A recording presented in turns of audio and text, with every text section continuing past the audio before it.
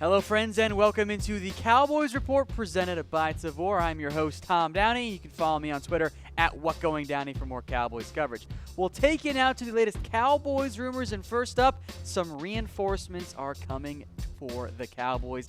David Irving is back. His 4-game suspension is over, and he's been working out with conditioning and meetings as he was allowed to during his NFL-mandated 4-game suspension. That kind of started back in mid-September. He was a little bit late because he was out in rehab, but Irving seems to be in good shape and could make an impact quickly, which is good because, as we'll discuss later on in the show, Cowboys are kind of banged up right now on the interior. So for now, I'll list Irving as a backup. I would venture to guess that you'll see him plenty on third downs, and that the starting unit won't feature quite as much David Irving because they want to get him acclimated, get him back up to speed, because the reality is he hasn't played actual NFL football for several months now with his injury last year and, of course, with the suspension this season. Of course, last year we saw how good David Irving was when he was on the field, so how many sacks will he have this year? Let me know in the comments section. I'm sure the hype train definitely won't get out of control with David Irving. Right, guys? Now, you all like beer, right? Because who doesn't like beer? If you like beer, you're going to love Tavor. Head to Tavor.com, sign up for free to get alerted on all their great new craft beers from breweries all over the country. If it's here in Texas, if you want to get beers from Oregon and so on, go to Tavor.com and use promo code CHATSPORTS to get $10 off your first purchase.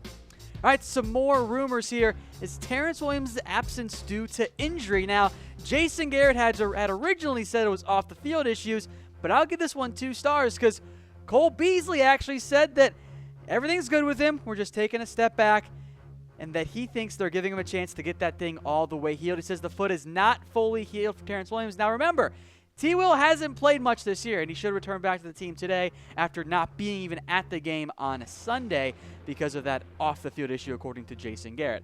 Now, T-Will's contract makes him very tough to dump because you save no money. Even if he does get suspended at that point, you save only 2 games worth of game checks. So what should Dallas do with T-Will? Type K for keep and type D for dump. Because as we mentioned here, the Cowboys do need to cut somebody to make room for David Irving. And at least for me and also for Patrick Walker over 24/7 Sports and the vast majority of Cowboys beat guys out there, receiver makes sense, doesn't it? Why wouldn't it be one at Terrance Williams? The Cowboys need to cut somebody to add Irving. It could be any different number of the receivers here. They're carrying extra bodies there right now, and they're only using really 5 a game at this point. So why do you need 7? Now, again, they have until 3 p.m. Saturday to make the roster move, but here's their depth chart right now. Cole Beasley, Allen Hurns, Michael Gallup actually got starter snaps over Deontay Thompson last week, Tavon Austin, Terrance Williams, Bryce Butler. 3 guys are not going to see cut. Cole Beasley, duh. Tavon Austin, he's too unique to do that. Michael Gallup, of course, is a 3rd-round pick. You're not going to cut him in. He's been fine enough so far. That leaves 4 guys, and here are their targets this year. Thompson and Hurns both have 12. Hurns hasn't made a great impact, but I think I'd prefer to keep him, although you do actually save some money there, unlike a guy like Terrance Williams. You signed Bryce Butler, you activated him last week, and he didn't even play. So why is he on the roster then? And then there's Deontay Thompson as well, who, yes, helps you on special teams and has been a decent receiver for you. But if you cut him, you're very likely to end up with a 4th-round compensatory pick based on the way that the formula works out. So with that in mind, who should the Cowboys cut to make room for David? It doesn't have to be a receiver. Let me know in the comments section. I just think receiver makes the most sense for the Cowboys. You don't need to carry 7 guys if you're only going to play 5 each game. I think that's the best route to go if you're Dallas. And folks, please subscribe to our Cowboys Report YouTube channel. Go to youtube.com/Dallas Cowboys Report. We're trying to get to 5K subscribers. Have already passed the 3K mark, approaching the 4K mark, but 5K is the big next number for us. So tell a friend if you haven't already, and thank you everyone who has already subscribed to us here. All right, next up, some injury updates. Is Jeff Heath going to be good to go in Week 5? I'm going to give this one 3 stars. It does seem pretty likely. It's not set in stone by any means, but Jerry Jones said this morning on his 105 Through the Fan interview that he thinks that Jeff Heath is going to be able to play, and he's likely to play. And he suffered a shoulder stinger against the Lions when he got absolutely trucked by Kerryon Johnson. And I know some of you guys don't like Jeff Heath, and trust me, I get it. I didn't think he was very good against Detroit. But here's the thing. You need him out there because Kevon Frazier can't cover, and Xavier Woods is still developing. Let's put it that way, because you guys don't know what I really think about Xavier Woods so far this year. You need Jeff Heath out there to be at least your number 2 safety. You don't want to rely on Frazier and Woods and then Abraham Campbell, as your number 3rd guy. All right, again, more injuries here. Sean Lee, is he going to be out again this week? I'm just going to push it up to 4 stars. Jerry Jones says he'd be surprised if Lee played. He hasn't been officially ruled out, but there's little to no chance he plays this week, and that little chance is like .005. I don't see any scenario in which Sean Lee is ready to go. And even if he was close, the Cowboys are not going to push him back. They're going to take their time because Jalen Smith looks really good. And by the way, Leighton Vander Esch looks fantastic out there. So you don't need to rush Sean Lee back. Wow, when was the last time we even said that here on this show? And with Sean Lee's future, at least for the current time, in doubt, what does the 2019 future look like? You guys heard from me before that I wouldn't be surprised if Dallas cut Sean Lee after this season, but should they? Type 1 for yes, type 2 for no if you think he should be on the Cowboys next year. I want to keep him. Maybe if you can get him to take a pay cut, that's perfect. I love Sean Lee. He's one of my favorite players on this Cowboys team. But he does make quite a bit of money next year, and we know that he's always hurt. All right, folks, I still have a couple extra hats and T-shirts to give away, so DM me on Twitter if you want the details on how to get one of those for free once you get hooked up with one of our sponsors. And once we get to the 20 mark, we'll give away some Cowboys tickets to you. So again, DM me on Twitter at WhatGoingDowney if you want the details on those T-shirts and hats. All right, one more injury note, then we'll get back into some other Cowboys rumors. Is Antwaun Woods also going to be out for week 2? Well, maybe. Good timing here, I guess, to actually have David Irving coming back, because Antwaun Woods nursing a calf injury. Jerry Jones said earlier this week that he might miss some time, and that is still kind of the case, but he wasn't quite as sure today.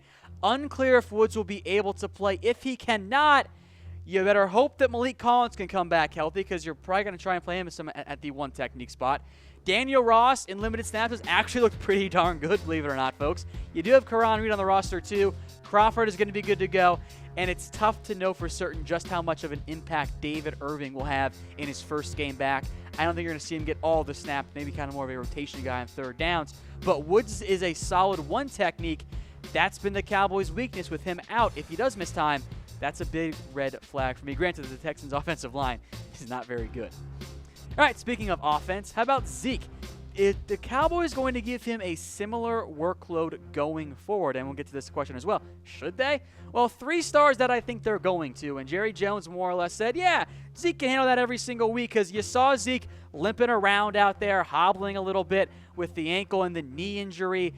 Didn't really matter because he was incredible against the Lions. 152 on the ground, 88 through the air, the 1 touchdown. But 29 total touches, guys. That's a lot, and I definitely think you have to feed Zeke as much as you can, but that equates to over 450 touches over a 16-game season. Now he's a little bit below that because he didn't have much in the first 3 weeks, but I think it's a fair question if Zeke can actually handle this type of workload. Now, I think I've mentioned this before. The Cowboys are going to run Zeke into the ground the next couple of years, then maybe even give him the Lev Bell treatment and say goodbye after that.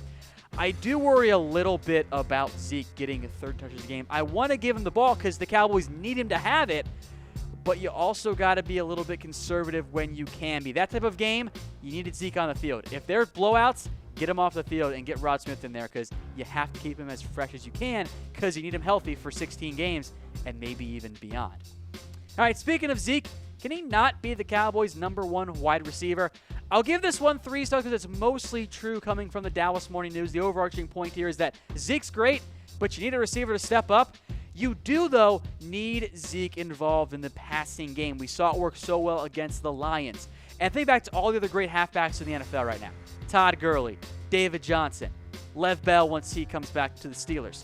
All 3 of those guys do a fantastic job in the passing game, but beyond maybe David Johnson, even I think the Cardinals still count with Fitz, they've all got other good receivers to help take the load off of their halfbacks. Antonio Brown, Juju Smith-Schuster, Brandon Cooks, Cooper Kupp, Woods, Fitzgerald for the Cardinals. The Cowboys don't have that guy. So that's the issue for Dallas is you want to get Zeke the ball as much as possible, but you have to not overwork him, and you still need to find a receiver to step up. The Dallas Morning News said maybe it's Michael Gallup. I think it's still more Cole Beasley right now, but hopefully Gallup or somebody can step up and be a reliable outside threat for the Cowboys at wide receiver. Folks, if you guys like this shirt that I'm wearing, go get one of your own at Mizzen and Main. Trust me, this is the most comfortable dress shirt you will ever own. They're made in America, perfect for America's team. Get one at comfortable.af today. One last rumor, one that I know you guys aren't going to like. I look forward to the comments on this one. Could Mark Sanchez come back to the Cowboys? I know you all say, no, we don't want him back. I'll give it 1 star. I don't think it's all that likely, but it should be. And I know what you guys are going to say. Tony Romo was the reason Dak Prescott was so good as his first year. There were a lot of things that are not the same. But if you're talking about the backup quarterback that was more important to Tony Romo, it was Mark Sanchez. And Dak said it himself before that Sanchez was the closest thing he had really to a mental coach. It was Sanchez that Dak would stand behind the most often and sit behind. Sanchez provided the most veteran influence on the roster. Not to say that Tony didn't help, but Sanchez knew his role. He was the veteran mentor. He did that role very well. Dak liked Mark Sanchez. That's why the Bears signed him last year to help mentor Trubisky. Now, the Cowboys aren't going to do it. I don't think it's their MO at all. But I would be okay with hiring Mark Sanchez. Frankly, I think he's more important than Kellen Moore would have been to the Cowboys as well. So I like Sanchez as a veteran mentor. I know some of you guys don't think that way. I understand why. But you got to give Sanchez some more credit than we're generally willing to do when it comes to the development of Dak Prescott. All right, folks, give me your questions in the comments section for an upcoming mailbag. We'll do that later this week. Not quite as depressing as last week's, but I'm sure we got plenty of questions to get to, so get those in the comments section. And we'll see you guys tomorrow for a little Cowboys film study.